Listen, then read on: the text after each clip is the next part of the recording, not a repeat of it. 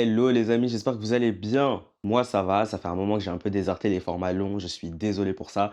En tout cas, je suis un peu de retour, jusqu'à quand, on sait pas, mais en tout cas on est là. Moi, ce dont j'ai envie de parler aujourd'hui, c'est le fait d'être une personne trans noire et en fait littéralement de passer de la misogynie noire à, je sais pas trop comment on pourrait appeler ça, mais un mélange d'hypersexualisation, d'hypermasculinité, etc. En fait, passer de femme noire à homme noir, tout simplement. D'abord, pour cette vidéo, j'aimerais dire que cette vidéo n'a pas pour objectif de faire des comparaisons entre le vécu d'une femme noire et le vécu d'un homme noir. En fait, le but, c'est pas de dire qui souffre le plus, le but, c'est pas du tout de faire ça, c'est de pointer les différences et les similitudes, étant donné que je suis passé par les deux états, si je puis dire. Voilà.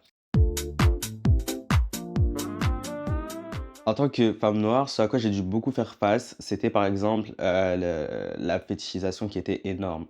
Que ce soit pour tes formes, pour tes cheveux, pour, ta couleur de peau. En fait, tu es vraiment perçu comme une bête de foire, un produit exotique et en fait, on se permet, de te toucher, que ce soit ton corps, donc là, c'est vraiment des attouchements sexuels. J'en ai vécu, des moments où on va toucher tes fesses parce que waouh, vraiment, ils ont jamais vu des formes de leur vie. Ça peut être aussi des moments où on va toucher tes cheveux parce que voilà, tu es en afro et cetera et on est tellement étonné de voir quelqu'un avec un afro qu'on va mettre la main dedans. Mais en fait, le problème, c'est que si tu vois le nombre de gens qui sont étonnés de voir des afros, en fait, quasiment tous les jours, on touche tes cheveux. Et ça, c'est une charge émotionnelle qui est énorme. Et ça, c'est vraiment un truc, je pense, qui est propre vraiment aux femmes noires. Bon, après, enfin, aux femmes qui ont les cheveux crépus, bouclés, mais surtout crépus. Il y a vraiment un truc de bâtard. Et dites-vous que même quand t'es pas en afro, que tu as des tresses, les gens trouvent quand même le moyen de toucher tes cheveux. Donc en fait, on est fatigué. On est fatigué. En tant que femme noire aussi, un truc qui était, assez présent, c'était le fait de pas être écoutée. En fait, t'es pas écoutée et du coup, tu as beaucoup de colère en toi, une colère que tu peux même pas exprimer parce que non seulement on t'écoute pas, mais en plus de ça, si tu l'exprimes, tu es perçue comme quelqu'un d'agressif, vraiment, angry black woman, genre vraiment c'est horrible. Ce fait de pas pouvoir, exposer un peu, la colère que tu ressens en toi, et de devoir toujours te faire en fait, petite. Moi, c'est vraiment l'éducation que j'ai eue, c'est que ma mère me disait toujours: «Mais en fait, déjà tu es noire, genre fais-toi petite, genre toute ta vie, il faut te faire petite, c'est tout. Genre, tu pas le droit de t'exprimer, t'as pas le droit de dire comment tu te sens, t'as pas le droit il y a rien. Fais-toi petite, c'est tout». Évidemment, quand tu es une femme noire, tu es discriminée à la fois parce que tu es une femme et aussi parce que tu es noire. Donc en fait, tu as une espèce de double discrimination. Bah, tu es vraiment en fait à l'intersection entre 2 communautés, si je puis dire. Et donc en fait, bah, finalement, les discriminations que tu vas vivre, c'est aussi un peu perturbant parce que tu sais jamais vraiment si c'est parce que tu es noire ou parce que tu es une femme. Mais dans certains cas, tu sais que c'est parce que tu es noire, tu vois? Genre comme par exemple, pour un entretien d'embauche ou pour chercher un appart ou par exemple, quand on va se permettre de te toucher à tout va, de te faire des remarques, tu le sais, tu vois? Et c'est en ça que, quand les gens me disent: «Ouais, mais tu as transitionné, pour fuir, le sexisme, la misogynie», en fait, j'ai envie de dire aux gens que vous oubliez que je suis noir. Dans le sens où, en fait, si j'avais été blanc, même si le raisonnement est pas ouf, on aurait pu dire: «Ouais, pourquoi pas». Mais en fait, je suis noir, donc dans tous les cas, je vais subir une dans tous les cas, je vais subir une oppression, tu vois ce que je veux dire? C'est même pas, en fait, si vraiment j'avais voulu transitionner pour éviter les discriminations, j'aurais été un homme blanc et voilà, je me serais pas fait chier, franchement, je me serais pas fait chier. Évidemment, quand tu es une fille noire, une femme noire, tu as un manque de représentation qui est énorme, en fait, dans les médias et c'est pour ça que quand il y a eu le débat avec, la petite sirène noire et que les gens étaient en mode: «Oui, mais non», mais en fait, c'est vraiment un truc qui est genre énorme quand tu es une petite fille, enfin, moi je parle en tant qu'ex petite fille. C'est vraiment, ce manque de représentation, il est impressionnant, il est extrêmement fort et pendant longtemps, mon Disney préféré c'était, La Princesse et la Grenouille. C'était La Princesse et la Grenouille et je me souviens quand il est sorti, je suis allé le voir au cinéma avec ma mère, avec ma cousine et tout, on est allé voir La Princesse et la Grenouille parce que c'était un événement. C'était un événement, genre on avait un dessin animé avec un personnage qui était une petite fille noire. C'était un événement et en fait, ça me fait grave de la peine de me dire qu'en fait, genre dans ma jeunesse, en vrai, j'ai vu, peut-être un dessin animé parce que là, il y en a aucun qui me vient en tête. Je me dis de me dire que ouais, dans ma jeunesse, j'ai vu un dessin animé avec un personnage qui me ressemblait et ça, c'est vraiment un truc de fou, genre. C'est vraiment lunaire, je trouve. Autre truc aussi, quand tu es une femme noire, c'est, je pense, le manque d'espace, de soutien. Alors, je sais que maintenant, ça se met beaucoup en place. D'ailleurs, je suis des assos qui mettent des trucs en place et tout. Et franchement, pétard, je suis trop content quand je vois qu'il y a des activités qui sont organisées pour des femmes noires, où elles font du yoga, où elles font de la danse, elles font des talks. Et je me dis, c'est trop, trop bien parce qu'il était temps. Mais c'est vrai que moi, bon, après, j'étais quand même un peu jeune, mais en vrai, j'aurais kiffé avoir ce genre d'espace, ou du moins savoir que ça existait, parce que en vrai, ça peut vite faire peur. Tu peux vite te sentir seul, surtout quand les personnes de ton entourage, qui sont aussi des femmes noires, sont conditionnées et te disent en fait: «Non, mais fais-toi petite, genre c'est comme ça. C'est comme ça, il y a rien à faire et vis avec», tu vois? Alors que c'est dur, tu vois? Bon, maintenant, on va passer à la condition d'homme noir dans la société, la condition que j'ai rejoint que j'ai rejoint, il y a quelque temps, j'ai envie de dire. Ça fait 4 ans que j'ai dit que j'étais un garçon, voilà, donc maintenant j'ai rejoint la team, homme noir, voilà, donc on va parler de ça. Un truc le plus flagrant, je pense que depuis que j'ai fait ma transition, c'est vraiment c'est en fait, tu es perçu immédiatement comme un danger. Immédiatement, c'est vraiment un truc, c'est lunaire. C'est que quand tu croises la police, mais immédiatement, il y a une crainte qui vient en toi. En tout cas, je vais parler à titre personnel. Moi, quand je croise la police, je suis pas serein.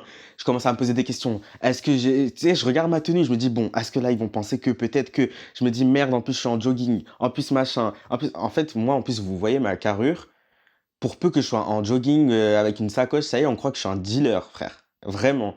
Et je pense que c'est vraiment un truc qui est venu avec le temps, c'est que ça a commencé à vraiment me faire flipper et donc directement, tu commences à avoir des mimiques quand tu croises les keufs. Tu te dis: «Bon voilà, je fais pas de mouvements brusques et tout, je» et moi, je vous jure que je panique. Je vous jure que je panique, c'est bon ou pas? En plus de ça, tu sais que tu es une personne trans, mais vu que tu es noir, ils vont probablement te fouiller, tu as plus de chances qu'ils te fouillent et quand ils vont te fouiller, si jamais ils crament que tu es une personne trans,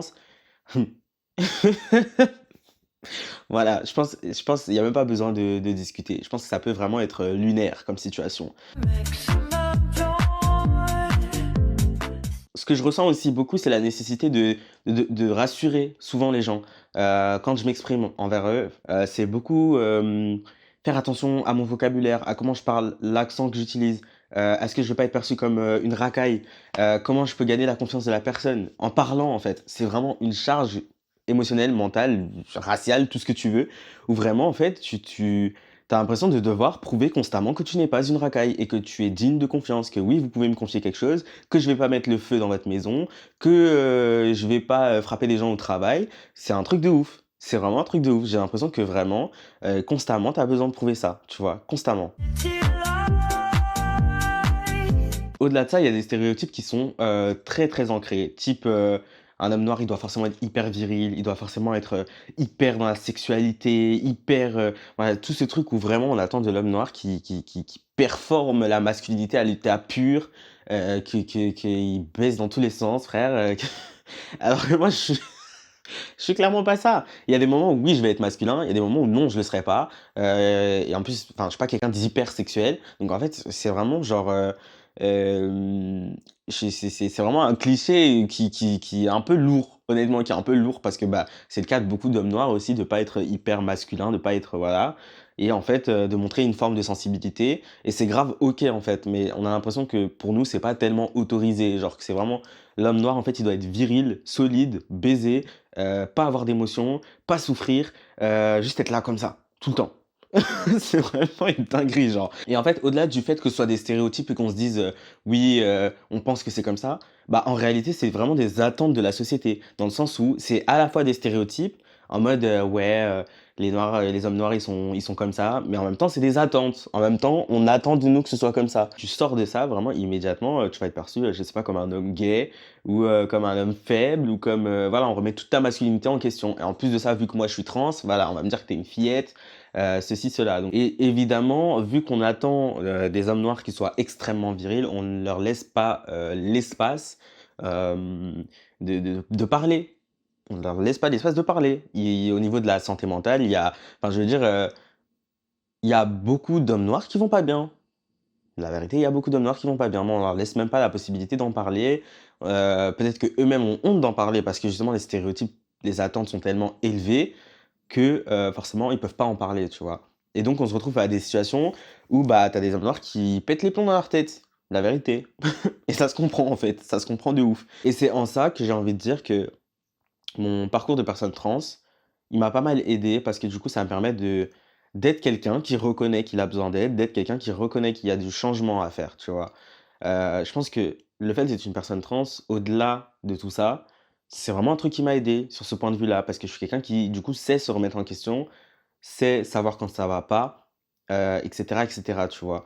Alors que, bah, malheureusement, c'est pas le cas des hommes cis noirs, tu vois? Enfin, en tout cas de la majorité, enfin, si je généralise un peu, tu vois ce que je veux dire? Donc voilà, évidemment, c'est des discriminations qui vont se manifester de façon différente, même s'il y a quand même des similitudes, que ce soit dans les recherches d'emploi, que ce soit dans la confiance, que ce soit au travail. Voilà, il y a quand même voilà, le racisme, c'est une quand même, ça s'applique quand même de la même façon des 2 côtés, mais il y a quand même des choses qui vont être différentes en fonction de si tu es une femme ou si tu es un homme noir, évidemment. En tout cas, voilà, moi je suis quand même très reconnaissant. Je trouve que c'est quand même une expérience, hors du commun en fait de pouvoir, passer d'un genre à l'autre, en étant noir parce que du coup tu vis encore plus le truc différemment. Enfin, moi en tout cas je trouve que c'est quelque chose qui me fait grandir, même si effectivement c'est pas simple.